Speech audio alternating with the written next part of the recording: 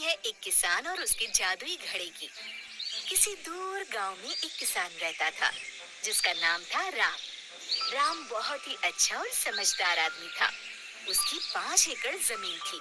अच्छा किसान होने के बावजूद भी उसके खेत में वो अनाज नहीं उगा पा रहा था, जबकि बाकी किसान फसल की कटाई भी करते और बीज भी बोते। राम हर रोज कुदाल चलाता और चलाता और उसकी जमीन बंजर ही रहती। ओ राम, तुम हर रोज क्यों कुदाल से खोदते हो? इस जमीन ने तुम्हें आज तक अनाज का एक दाना भी नहीं दिया। तुम्हें ये जमीन बेचकर किसी और जगह नई जमीन खरीदनी चाहिए। मगर भाई, ये जमीन तो मेरे पुरखों की है और वो इसी जमीन पर खेती किया करते थे। मैं जरूर कोई गलती कर रहा हूँ, पर मैं कोशिश करता रहूंगा। मेरी शुभकामनाएं तुम्हारे साथ है भाई। राम किसी भी कीमत पर अपनी जमीन नहीं बेचना चाहता था। उसने कई दिन तक खाना भी नहीं खाया, सिर्फ फल ही खाता था। राम ने हिम्मत नहीं हारी। वो हर रोज कुदाल चलाता रहा। मैं तब तक कुदाल से जमीन खोदता रहूंगा जब तक मेरी जमीन कोई अनाज नहीं उगाती। मैं हर साल बीज बोता हूँ, आखिर ये बीज जाता कहाँ है? राम कुदाल चलाता रहा, चलाता रहा। मैं बहुत थक गया हूँ। राम ने पूरे खेत में कुदाल चलाई। आखिर दोपहर के समय उसने आराम करने की सोची। भूखा होने के कारण राम कुदाल नहीं चला पा रहा था। वो अपना काम रोकने ही वाला था कि उसकी कुदाल जमीन में किसी चीज से टकराई। ये क्या है? ये आवाज तो किसी धातु की लगती है। ओह, कितना बड़ा घड़ा है। बड़ी अजीब बात है, भला कौन ऐसे धातु का घड़ा जमीन के इतने नीचे गाड़ सकता है? ये तो हद ही हो गई। राम को लगा कि उसकी इतनी कड़ी मेहनत बिल्कुल बेकार गई है। उसने अपनी कुदाल घड़े में फेंकी और पेड़ की छांव में जाकर बैठ गया। अब तो मुझे ये जमीन बेच ही देनी चाहिए। मैं कब तक ऐसे भूखा रहूंगा?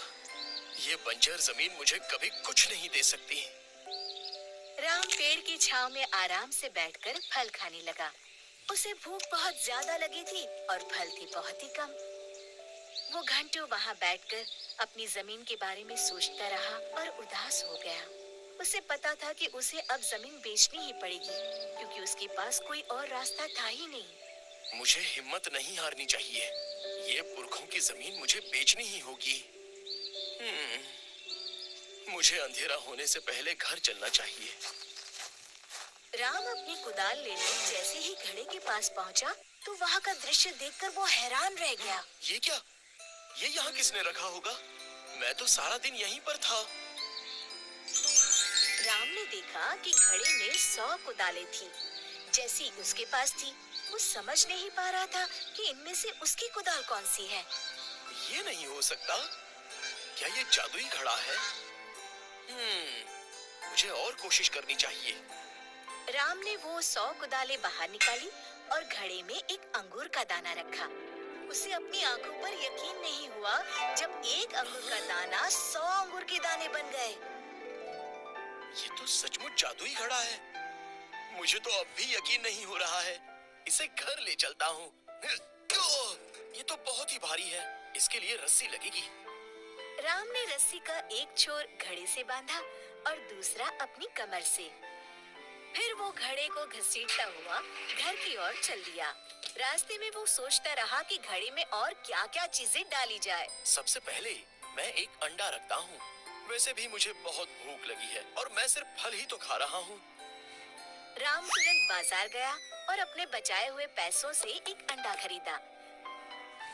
फिर उसने वो अंडा घड़े में रखा और देखते ही देखते घड़ा अंडों से भर गया। राम बहुत खुश हुआ। उसने अपने लिए 2 अंडे पकाए। मैंने आज तक ऐसा स्वाद नहीं चखा, पर मैं इन बाकी बचे अंडों का क्या करूंगा? ओह, मैं ये अंडे बेचकर पैसे कमा सकता हूँ। तब राम को समझ आया कि ये घड़ा उसे खाना ही नहीं बल्कि पैसे कमाने में भी मदद कर सकता है। सारे अंडे बेचने के बाद राम ने घड़े में कई प्रकार की वस्तुएं डाली। जब उसे कपड़े की जरूरत पड़ती थी तो वो एक छोटा कपड़े का टुकड़ा घड़े में डालता। तुरंत घड़ा उसे 15 लोगों के लिए कपड़ा दे देता। अगर उसे कमीज की जरूरत पड़ती तो घड़े में एक कमीज रखता और घड़ा उसे 100 कमीज देता। इस तरह राम अनाज, फल और मसाले घड़े में डालता रहा और घड़ा भी उसे बहुत सारी चीजें वापस देता। गांव वाले राम की इस तरक्की से हैरान हो गए, पर किसी को भी सच्चाई का पता नहीं चला। राम हमेशा अपना घड़ा घर के एक कोने में कपड़े से ढककर छुपा के रखता था। एक दिन राम ने घड़े की परीक्षा लेनी चाहिए। उसने घड़े में एक मुर्गी रखी, ये देखने के लिए कि क्या होता है। अचानक घड़े से 100 मुर्गियां पंख फड़फड़ाते बाहर आने लगी। राम का घर मुर्गियों से भर गया, हर तरफ मुर्गियां ही मुर्गियां। मैंने एक मरी हुई मछली डाली होती तो अच्छा होता। अब मैं इतनी सारी मुर्गियां कैसे पकड़ूंगा? राम ने मुर्गियों को पकड़ना चाहा, पर नाकाम रहा। कभी वो मेज पर तो कभी चारपाई पर बैठ जाती। एक तो उड़कर उसके सर पर बैठ गई। ओह, हट जाओ, चलो सब यहाँ आओ। लेकिन मुर्गियां डरी हुई थी, इसलिए वो यहाँ वहाँ सारी जगह फैल गई। तभी अचानक रुक जाओ। और एक मुर्गी उड़कर घड़े में जाकर बैठ गई और फिर से उसमें से 100 मुर्गियां उड़ उड़कर बाहर आने लगी। मेरा घर तो मुर्गियों का पिंजरा बन गया है, अब मैं क्या करूं? राम ने झट से घड़े को ढक दिया और एक कोने में रख दिया। फिर वो घर से भागा, मुर्गियां भी उसके पीछे भागी। गांव वाले इतनी सारी मुर्गियां राम के घर से बाहर निकलते देखकर हैरान हो गए। इतनी सारी मुर्गियां? मुझे घड़े को बहुत ही समझदारी से इस्तेमाल करना चाहिए।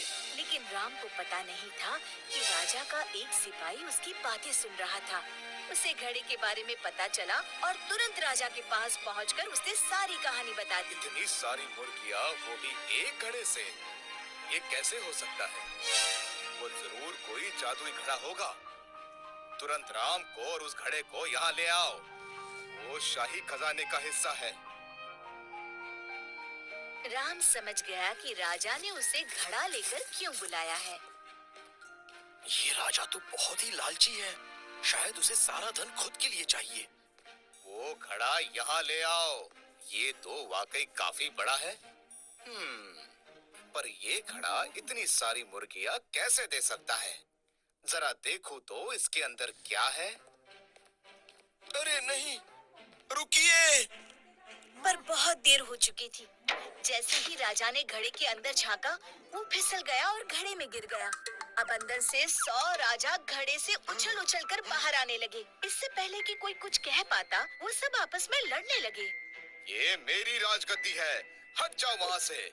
नहीं, ये मेरी है, मैं राजा हूँ। नहीं, ये मेरा राज्य है। पूरा राजमहल राजाओं से भर गया। अरे अपने राजा को बचाओ। हाँ, पर इसमें से असली राजा कौन है? सिपाही अपने राजा को नहीं पहचान पाए और राजा एक दूसरे से लड़कर मर गए। पूरा राजमहल शोक में डूब गया, क्योंकि अब राज करने के लिए राजा ही नहीं बचा था। राम को अपनी गलती का एहसास हुआ। वो दौड़कर घड़े के पास गया और उसे जमीन पर पटक दिया। पर अब राम के खेत में फसल लहरा रही थी। उसने खेती बाड़ी शुरू की और खुशी खुशी मेहनत करके जीवन जीने लगा।